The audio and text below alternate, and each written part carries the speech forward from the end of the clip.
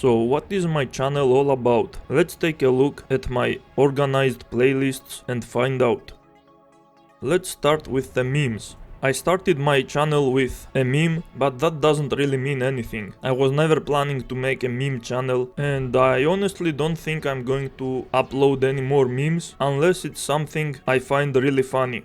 Now let's take a look at my reviews. I always wanted to be a reviewer of video games because I enjoy them and it's nice to share that enjoyment with others. But of course it's not that simple. A good reviewer tries to understand why people like what they like and is capable of showing them the right direction to make sure the viewers will fully know which games they will or will not enjoy. Being very strict with very high standards is one thing, but you still need to understand why people like bad games, what value do they find in them, and you need to be able to properly squeeze out that value as little as it is and appraise it properly.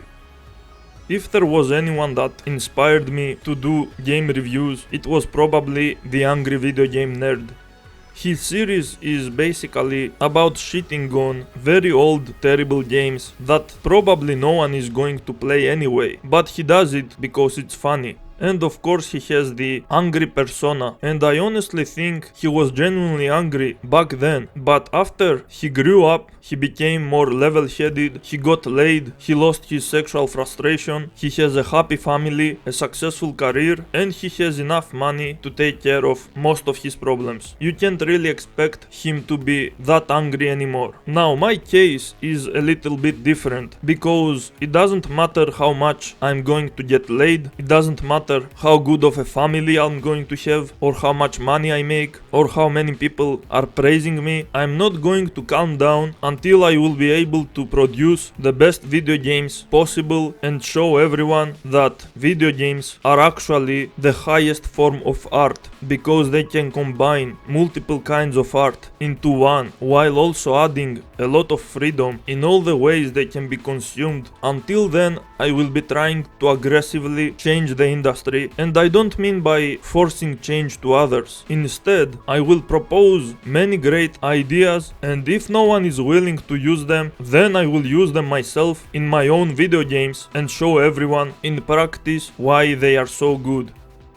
So about the Angry Video Game Nerd and so many other reviewers or content creators who are trying to copy him in many ways, I always found it weird why people criticize terrible old games that no one is going to play, or they are making stupid lazy troll channels constantly shitting on any new popular game regardless of its quality and without really saying anything, without making any actual points. Why do all of that when there are so many terrible modern games that deserve actual criticism and it's easy to shit on them while also making your videos funny as well? The answer to that is obviously a lot of reasons, like laziness. They don't want to do any actual research, they just want to get fast clicks to make a quick buck. They have low standards, they would actually enjoy these games, and they don't have the intelligence or skills to actually address all the problems and analyze them properly. That's why many reviewers are not really good. They don't really put effort in becoming better at understanding and reviewing games. They just sit in front of a microphone and give their uninformed opinions, mostly based on how they felt while playing the games, without really trying to understand what was happening and why. And there are also many trolls and idiots with small channels trying to grift. People even accused me of being one of them, a troll or a rage baiter, but I think at this point, with the amount of videos I have already produced, it's pretty clear that I'm serious and genuine. And as far as the video game industry goes in the future, not really far away, it's going to turn into shit for the same reason that the music industry turned into shit, the TV, the radio, the books, and pretty much everything that becomes mainstream will always be a target of mega corporations to use it and promote their bullshit to exploit people or governments to promote propaganda, which is why good reviewers will be way more valuable in the future, since they will be able to direct people at quality products that have not been tainted yet. For example, the music industry keeps producing garbage at a very fast rate, and it's tons of garbage as well, but that doesn't mean great music stopped existing. Great music still gets produced, it's just harder to find, and the same goes for movies as well. Another one of my playlists that matter is my Lies of P playthrough. I will be doing a lot of playthroughs and even live streams, but only for huge games that people are willing to see. And depending on the game, these playthroughs might be better than actual reviews, because I will be constantly trying to talk about the design choices of the games that I will be playing. And after the playthrough or the live stream ends, I will turn them into highlight videos to become more digestible for those who don't have all that much time to watch me. I have a playlist named Important Videos, but the real reason I named it that is because I don't really know what else to name these videos, for now at least.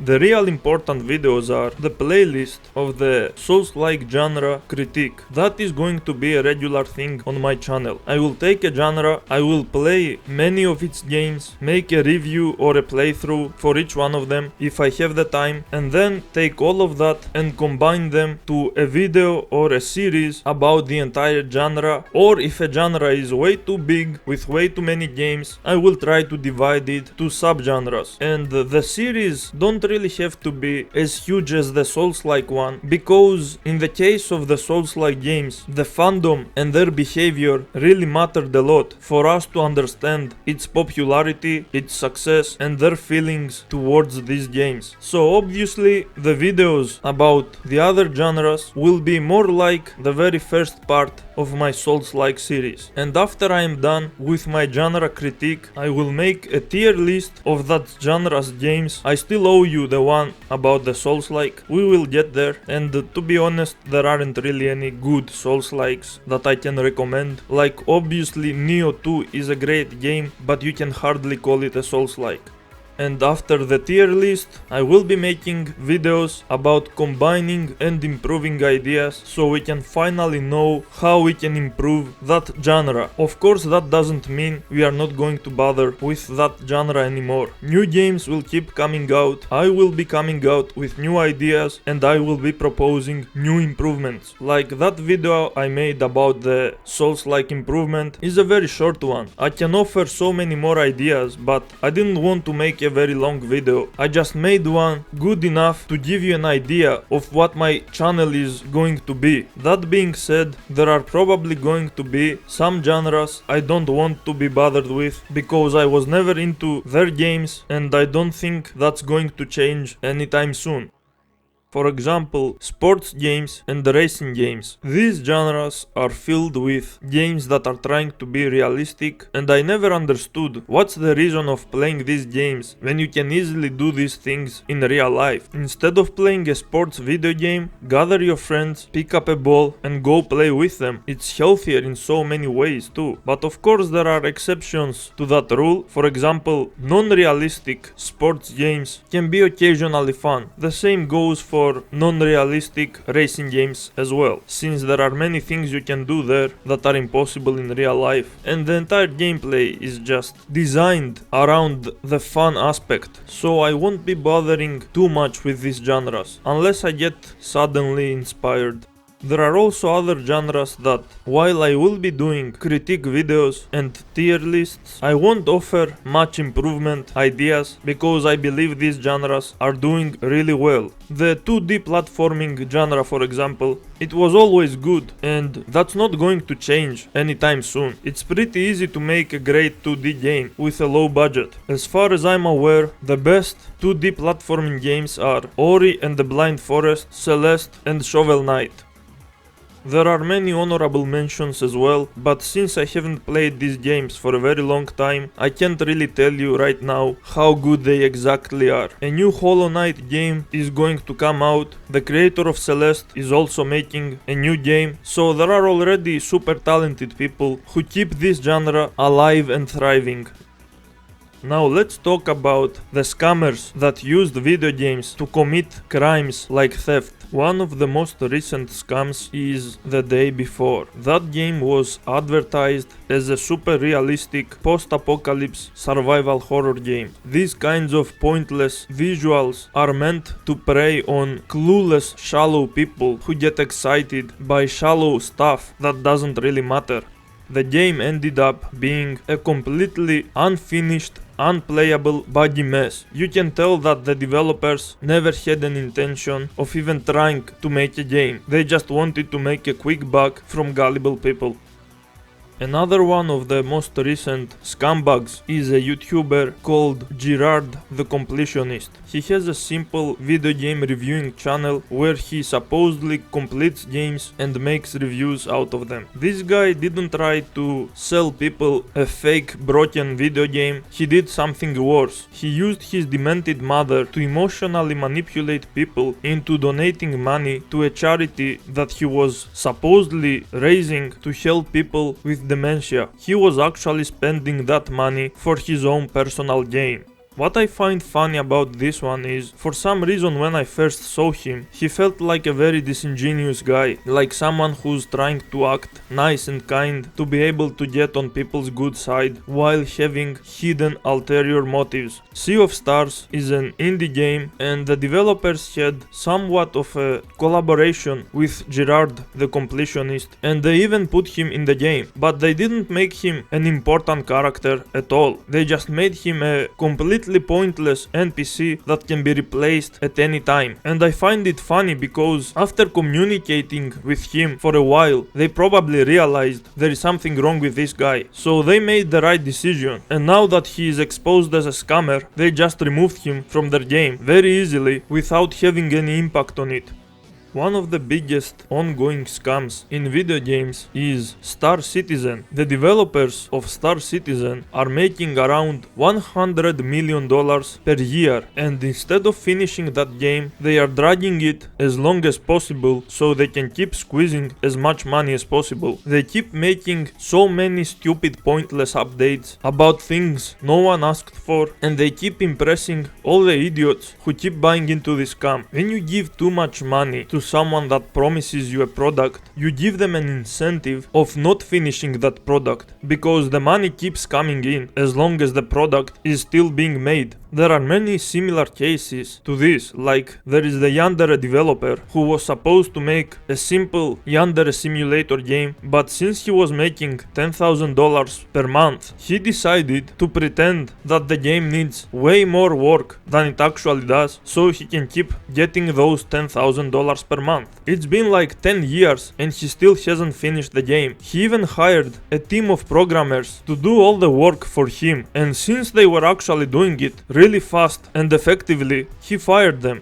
Another guy that showed similar behavior was Spoony. He makes angry reviews, constantly bashing games, and he is kind of funny, or at least he used to be. At some point he made a page to allow his viewers to make him donations, and he got way more money than he expected. And since he is actually lazy and doesn't enjoy doing YouTube as much as he pretends to, he used that money as an excuse for his laziness. He pretended he was going to make a movie with that much money, when in reality he just wanted to go on a spending spree and enjoy more life outside instead of putting the effort needed in making videos on his channel, since that's what his viewers gave him money for. No one really asked for that movie. Thankfully, his audience was smart enough to see through his bullshit and they cut their fundings immediately, and now he is just a miserable fool. So you should all be careful with your money, especially if you are willing to invest a lot of money Instead of being excited by what others present you, push your emotions aside and think. Think of how much trust they deserve. If there isn't much, then make sure you only donate small amounts and see what happens. See if the money you donated are actually being used for what you wanted, for what you expected, for what was promised. Trust is meant to be built slowly, just like the donations you offer are meant to start from a low point and then increase slowly when you actually see positive results. With that being said, this video is pretty much over. From this point on, it's going to get very personal, so unless you really care about me and my life, you can stop watching right now.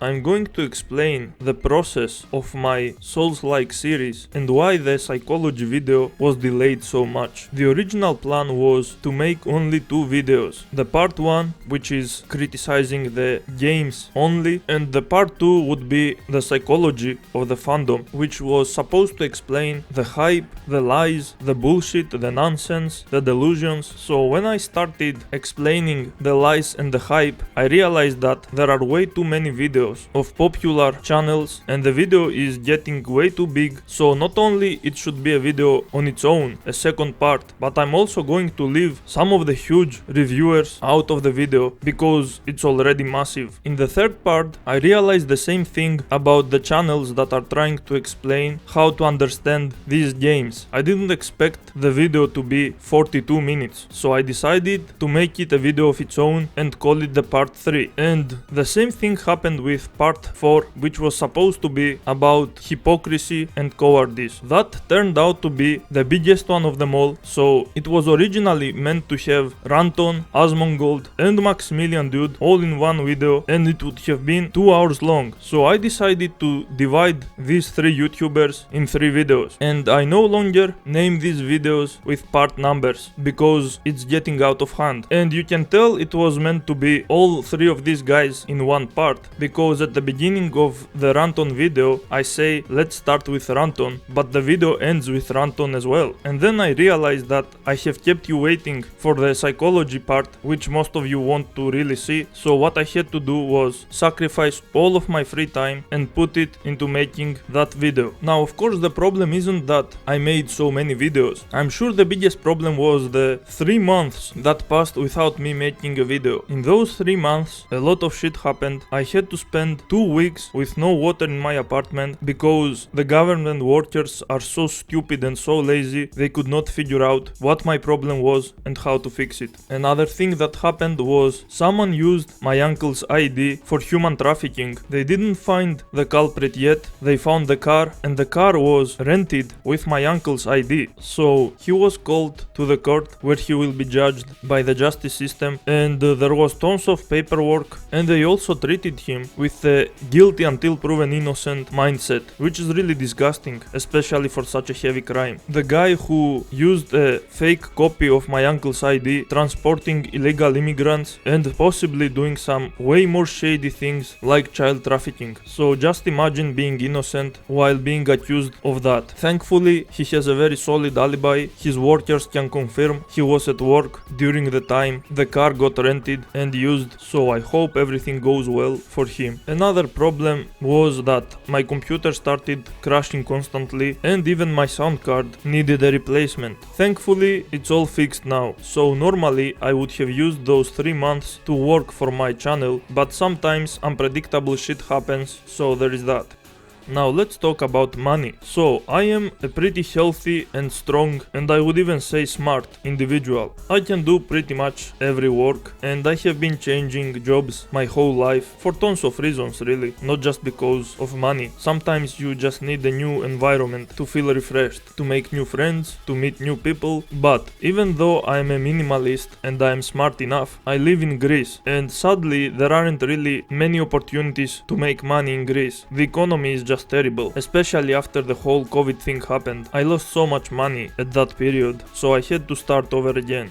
My plan is to make enough money so I can leave my country and seek better opportunities outside of it. There are many decent countries in Europe that can be considered pretty good choices. If I hadn't grown up in such a poor country with a completely broken family, I would probably have my own company by now. But it is what it is, and I'm still willing to push through regardless of the challenges I might face. If I can't find a way, it's because I'm not looking hard enough. So I want you to know that I'm going to be fine regardless of what you guys choose to do, and you don't have to worry about me. Now let's talk about support. All support is good support. If someone offers a very tiny amount of money, that's still perfectly fine. If they can't afford that, then liking someone's content is still good support because it's like promoting the videos. If they don't want to like, or they don't even have a YouTube account, simply watching and giving it a view is still a good way to tell the creator that the video was interesting enough to watch. That's still considered support. And as far as my audience goes, you guys have done really well. The amount of times you have shared my videos is actually insane for such a small channel. I wish YouTube's algorithm promoted my videos more, but you guys have done more than enough already, for sure. With that being said, I'm going to set up a Patreon account and other ways in case you want to support me even more. Mind you that I'm not asking you for any money, I don't even know if you can afford it, and I don't think I have really done anything to deserve your trust. I'm just allowing you to give me money so I can have more options when it comes to taking jobs, and you have the options to see more of me by supporting. Since I need money, there might be times where I slow down the YouTube content to work, but don't worry, I'm not really going anywhere. I will continue doing my best to improve the gaming industry with or without your money. So don't ever feel any pressure to donate to anyone.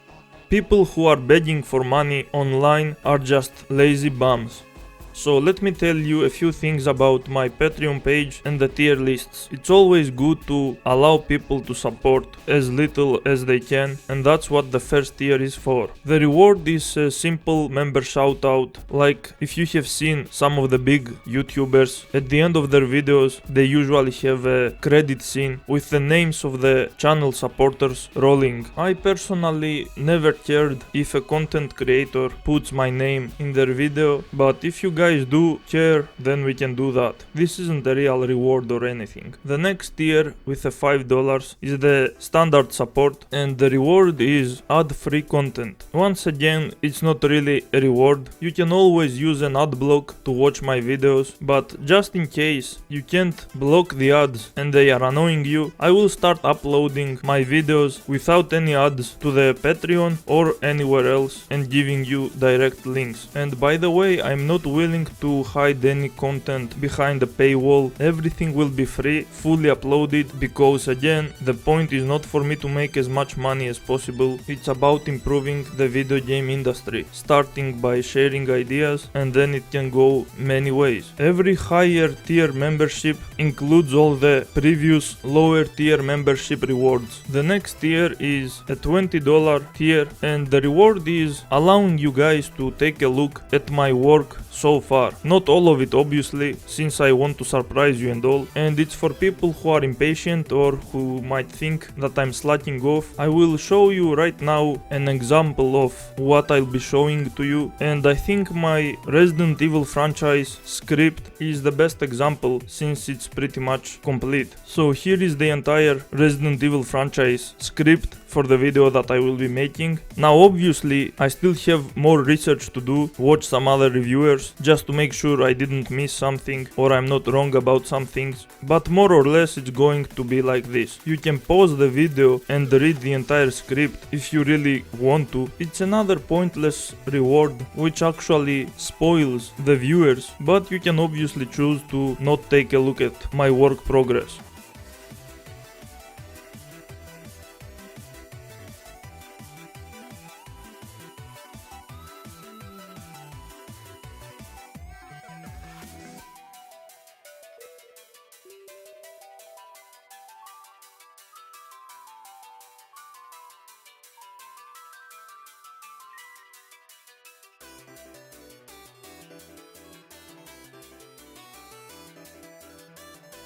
Next we have a tier with a massive amount of $100. The reward this time is one of the video games that I have developed. It can be a recent one, it can be an old one, but since I haven't really developed a video game yet, this remains another pointless reward for now. And we have the final tier with the insane amount of $500, and the reward for it is having a live chat with me, and I can sit for entire hours if needed, and I can either listen to you giving me design ideas for the next game I'm making, or we can do the opposite. If some of you are making a video game and you need some ideas from me, we can do that, but mind you that when it comes to my games, the final word is always mine. You can inspire me, but I will make the final decisions for the design choices of my own games. No matter how much someone is willing to pay, I will not defile my own art. So don't even bother with forced diversity bullshit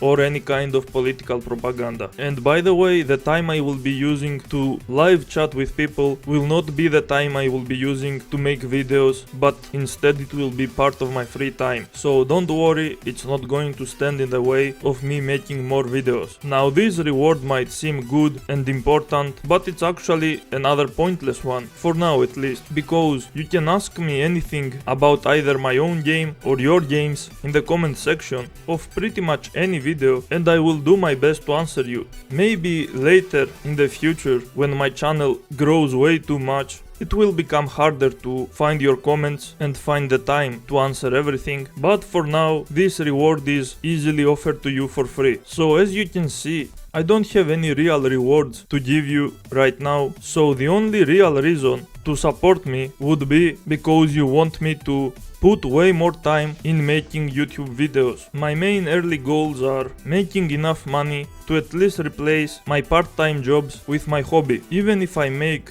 $100 per month, I will stop taking part-time jobs and I will put all that time in YouTube. If I'm making $500 per month, then I will do the opposite. I will quit my full-time job and start taking part-time jobs to balance my finances. Later on, I will make my own company, and I will even try to help talented people to make their own companies and promote their games. We can create a healthy competition among us, and later on we can antagonize the AAA companies and show them how it's done. Show them that it's better to create a single great game every few years instead of pumping out copy-pasted garbage for mindless consumers. Once again, I'm not expecting to make any money because I haven't really done anything to deserve anyone's trust, but just in case that someone feels really generous and they want to invest on me, they now have the option to do so. I would have to do this video at some point in the future anyway. Thanks for watching.